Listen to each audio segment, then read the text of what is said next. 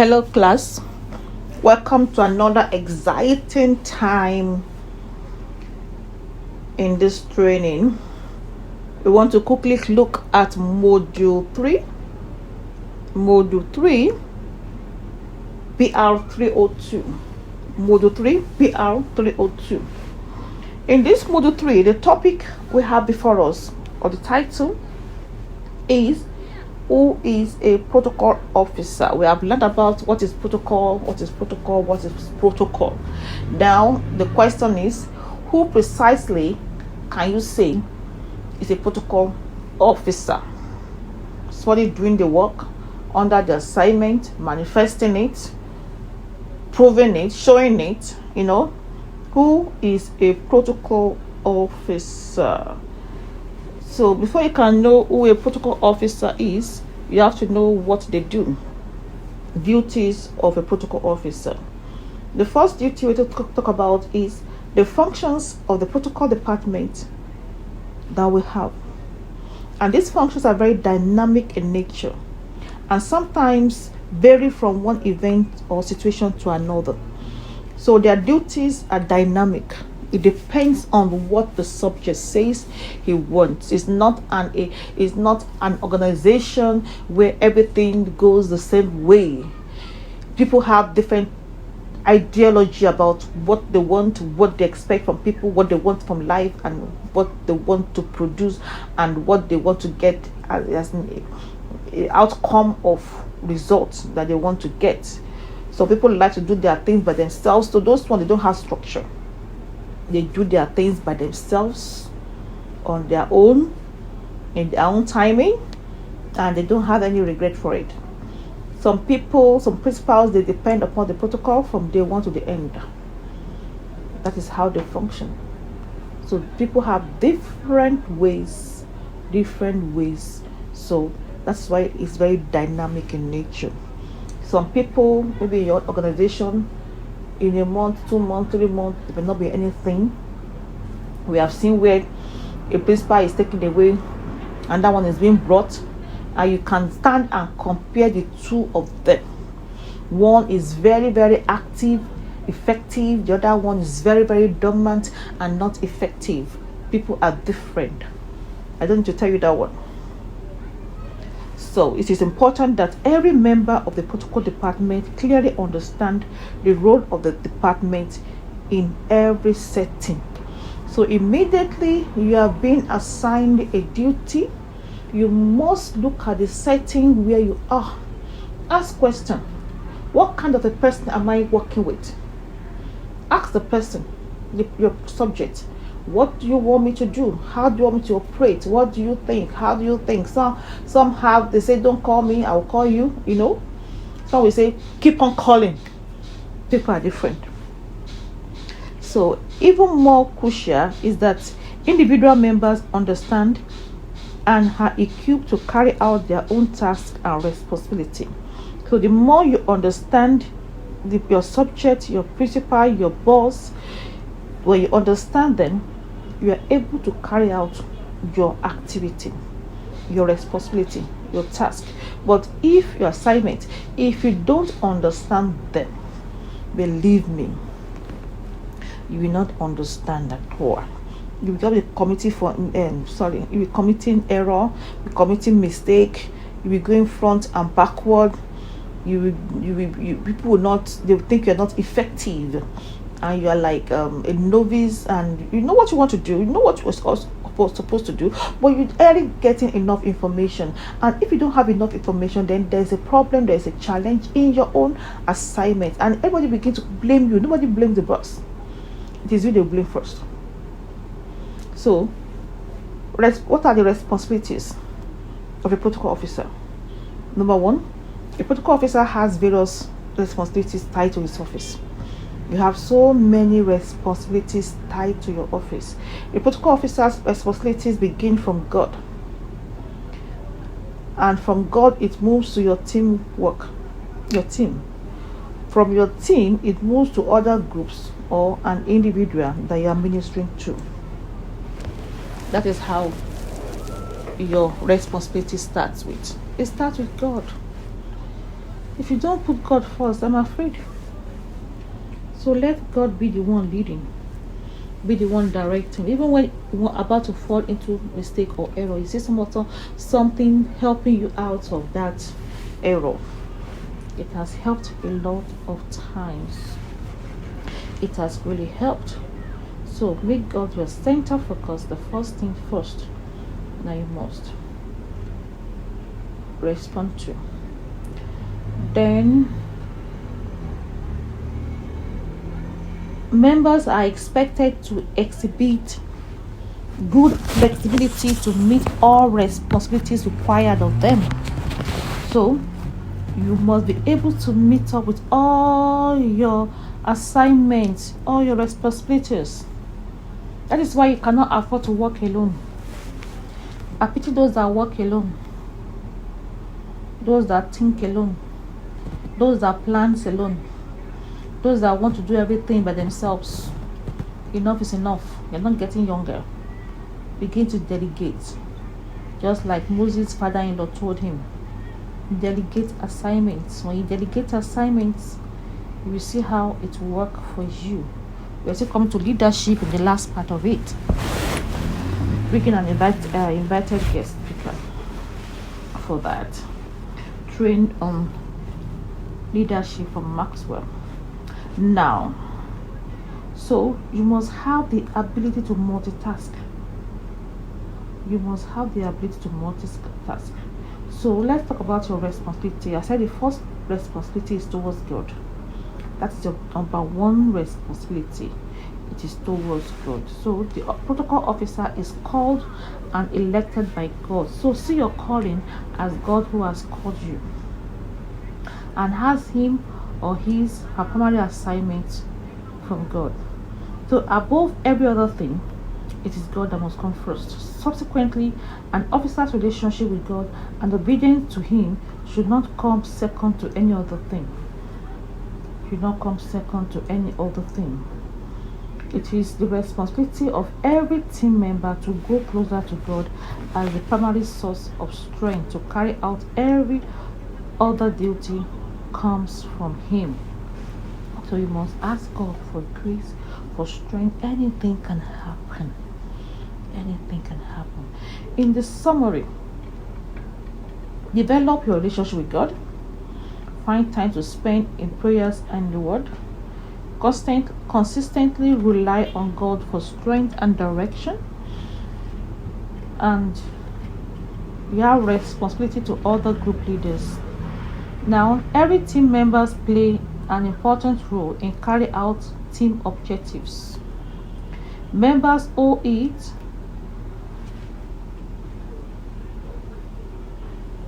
we just finished with your responsibility towards God. Now the second one is your responsibility to group leaders. So as a team, you're a team player. So every team plays an important role in carrying out their team objectives. Members owe it to work closely with the leader of the department to execute all instructions given. Team members must continually seek clarification of assigned role from the leader. Then you are expected to revert to the leader in event of challenges encountered as a team. These are the things you're supposed to do. Carry your leader along, revert to him. If you have any challenges, don't do it yourself. I remember one time that we're bringing Pastor Mrs. Funke Adejumo, Pastor Mrs. Funke Felix Adejumo. We're bringing her to Abuja, and we have set up everything was set, and our mother said we should. My principal said she doesn't want stress and all that, so she said we should go and give Ketra the food. And you know Ketra, she gave Ketra the food, and when the Ketra brought the food, she brought only one semo, just one, and the one was like the one of 15 naira. How much was it? So it was so embarrassing on the plate. And you know, with him, if you are serving one person, You will make sure if it is one person, it will be like 3 wraps or 6 wraps for one person. And you say additives too. It's because it is assumed that if somebody comes to greet them, we should do that one in hospitality anyway. It's assumed that if they have a guest, they can't be eating and the guest will be looking. So it is assumed that they may want to entertain their own guests too. You understand? Or if your husband too is around, or they brought their children, or they have a PA, so you must have more than enough. So when we got there, the PA told us to open the plate. We opened the plate. She started talking. What kind of nonsense is this? We came all the way from understate. Look at what you're giving my boss. This is not right. This is oh my God. So she go and do it very well. I didn't know what to do, so I ran to my house. So I quickly put water on fire just to add more, add to it and make it look more presentable, change the plate and all that. So by the time my principal was calling me, and I told her I was in the house, I was doing this, she was mad at me, man. She was mad at me. She was hungry, and she was like, we should have given her what she's saying. It's what she has that she will give, and all that. What will I do? So I'm just trying to tell you that many a times we encounter challenges. You don't take it by yourself. It is not your assignment. So you are also expected to provide report on task and assignment, which I did not do. So I messed up big time. Continually, so that the leader who has a global view of all tasks and assignments is equipped to respond and take actions that will bring about the achievement of team goals and objectives. If I had raised an alarm and called her to attention, it's just to give the person a call. Please add more. What do you mean? I'll pay you more. Just add more and send it to me now, right now. That would have been easier than me driving down to my house, start all over, taking it down there. My work that day will not be acceptable. In fact, if you see the way they're looking at me, as if I committed murder. So you need to help yourself and understand the team and how you're working with your team and all that. So the summary of working with your team, with your group leader, is that you execute all instructions from the leader. You constantly report back all assignments. Don't take it to yourself. Get closer, get clear classification on your role and responsibility. You understand? And that day I was the one carrying this, I was the one doing this, I still had to go and carry food again. So I was just giving myself more than my responsibility. And if time is not taken, by the time she was to eat and she was not there, by the time I was to take her to the venue and I was not there, things were messed up big time, and that program would be a total failure. Then you have your responsibility to your group members. As a protocol officer, you have a duty to your group members, and the leadership of the protocol department is tasked with leading members in the achievement of group goals and objectives. So your assignment is to lead them to achieve their goals and objectives given to that group. So leaders must work closely with their team members, as no one single man can efficiently carry out all the responsibilities attached to a team. We are leaders, and if we are leading, I will look at our back. We can't see anybody, then we are a failure. We are not a leader. You are just a figurehead. So as a leader, you must know how to work with your team, how to work effectively with your team. It helps a big time. So in summary of this, we can see clearly that you clearly assign duties and responsibilities to all your team members. Don't make anybody dormant. Don't make anybody useless. You can pair up people to work with, except if they have fault or they have been messing up before time. Then keep communication channels open. When you have assignment as a teamwork, make sure that so and so phones must be on. And if we are a team here, maybe one phone can be on, and that team maybe one phone can be on, and that team maybe one phone can be on, so that if you are calling from kitchen to hotel, from hotel to airport, you can connect yourself in a jiffy. Then lead a prayerful team. Before you start any assignment, commit it into God. Pray. If you are in the bus, pray. If you are going, pray. If you are coming back, pray. You need prayers. So simple activities such as starting and closing meeting with prayer help keep things on track. It helps keep things on track. So keep the team growing technically by carrying out training and group workshop.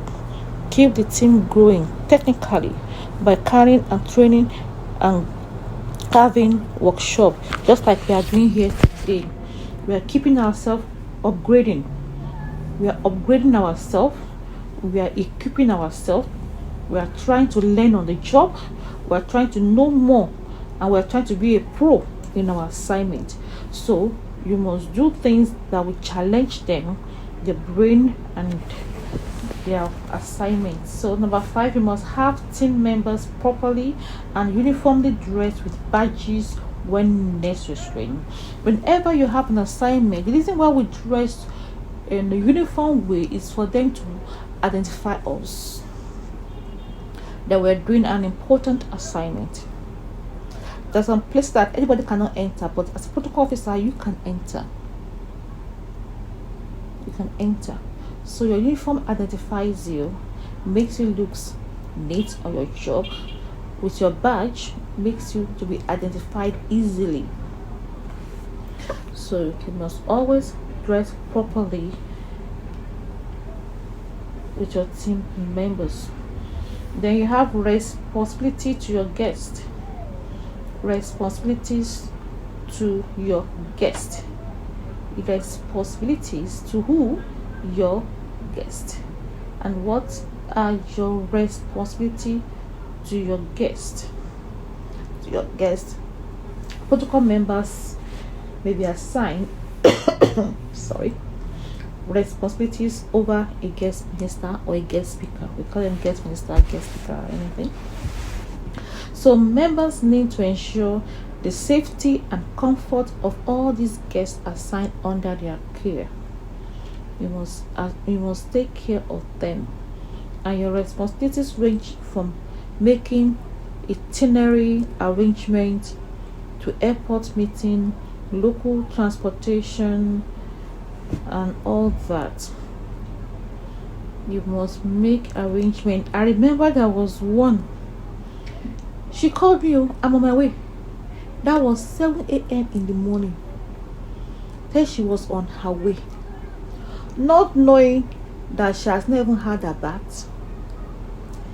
Something came up and disturbed her. So after I calculated how many hours the car will take on the road, I now called. She now said, she just leave, and it was too late, and I had a baby. So I just calculated, if I go and come back, she will have me back. So I picked my car and went home. Before I reached my house, I was told that she had been calling me. Where is she? Where's the protocol officer? She's very rude. She's not this thing. She never care. She's not even call me. She never attend to me very well. And all that. The news went around. I was summoned. What did I do? I did my work. I did not do enough. She was not the only one. So at that period, I was embarrassed. When I gave her food, she threw the food. She didn't even touch the food, We're saying our protocol is not good, this and that. People will talk, but you must be able to cool your head down, play the cool, and just pray that God will speak for you. That is why we need to pray very well. Some people don't like your face, some might like your face, some might want to test you. There are many things to say about you, but today we are best of friends. Praise the Lord. We are best of friends today. So members need to ensure the safety and comfort of all guests assigned under their care. Most of them, once they hear I'm attached to a protocol officer, all their life they want to put it in your hand. They will now forget they come with their hat. They will forget to come with their net gown. They will now forget to come with things that you can buy for them, and they will go home as souvenir. Don't say I told you. So all those things happen. So a protocol officer may be directly responsible for the activities or may need to liaise with other team members or third party to meet with these objectives. So I had to begin to liaise with so many people to assist in calling. You call in the morning, you call in the afternoon, you call in the evening, keep calling. If I will begin to call a week earlier. Hello ma, this is the protocol department from Abuja. We're having a program and you're the guest speaker. We're just calling on you, checking on you to see how you're doing and to let you know that we are waiting for you and waiting on you for this program. We pray that God will speak to you mightily in the mighty name of Jesus. My name is Protocol Bio. God bless you, ma. You see, so through that, and I began to do that. I saw that they were happier and they were more happier and all that. So be sure to know where your jurisdiction applies. Know your jurisdiction.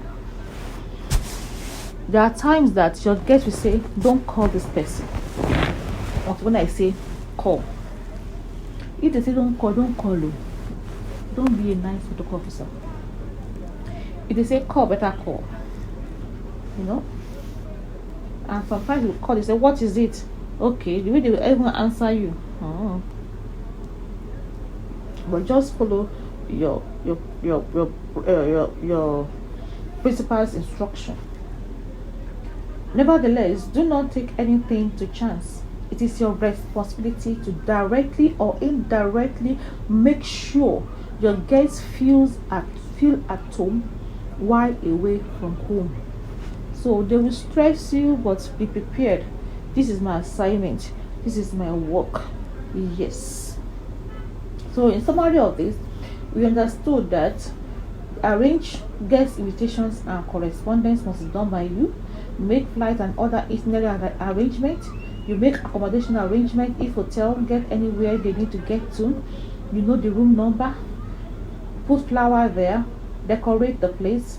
Put light refreshment in the fridge. We still do more of this in hotel. Hospitality. Put a welcome car there.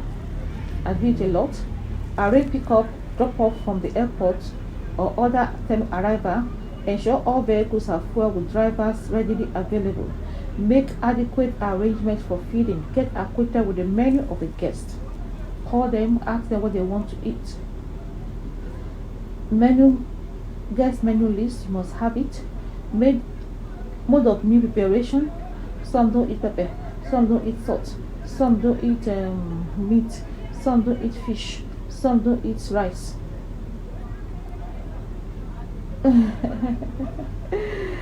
So ensure chairs and space reserved for guests are tagged. Tag them in the venue before the program. Avoid using generic tags if necessary. Put label tag with names or title where they are going to sit. Then monitor guest movement before and during and after programs. If you have a guest of a man, make sure a man is the one protocoling him. If you have a guest of a girl, of a woman, make sure it's a woman that's protocoling him. Because if a man says, I want to go to the toilet, the woman cannot enter the toilet with him or go to the toilet with him. And if the woman says, oh, my zip just removed, can you help me adjust my zip? And a man cannot start touching the woman's bum and trying to adjust the zip. So you must be very, very careful of what you're doing. Then lastly, you have responsibility to other people. Responsibility to other people. That is the dynamism of protocol departments that we have. Members may be required to assist other departments or carry out functions they never envisaged before. So maybe you have a younger sister, oh please help me do this, help me do that, you know.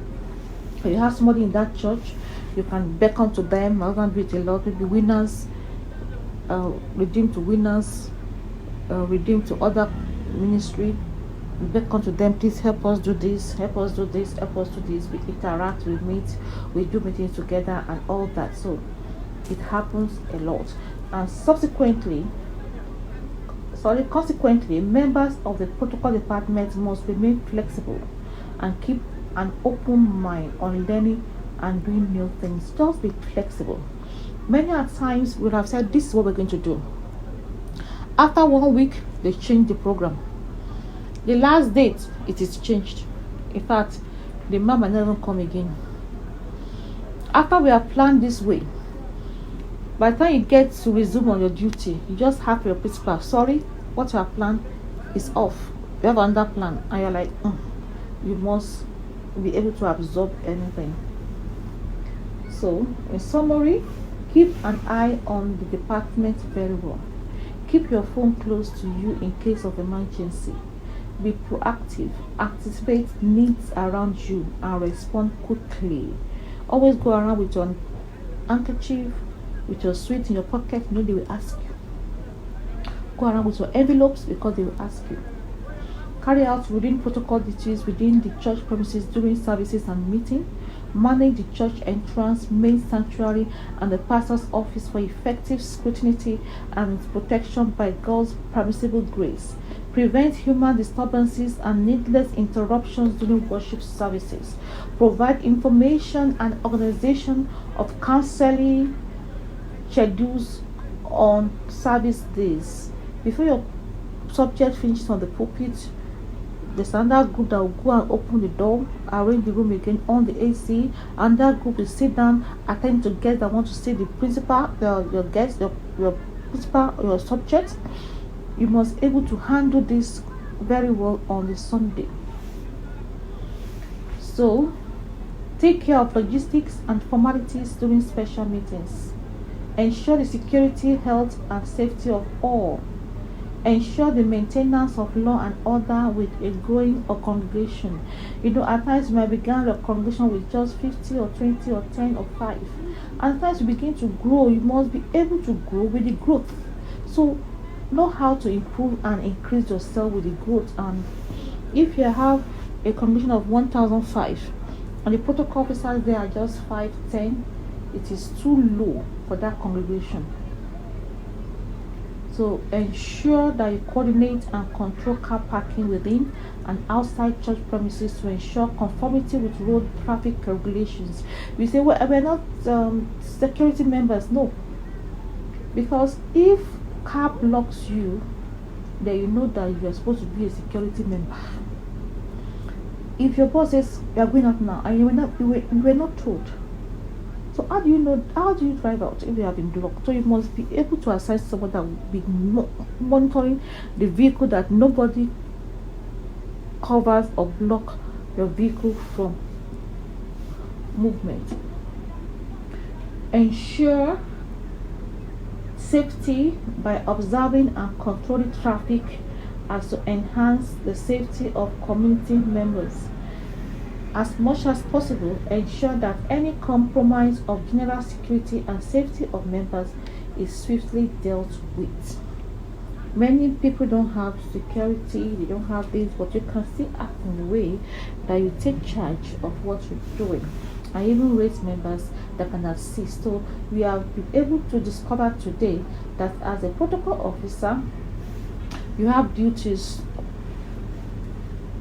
and the duty is you have a responsibility of a protocol officer about yourself, which is to God.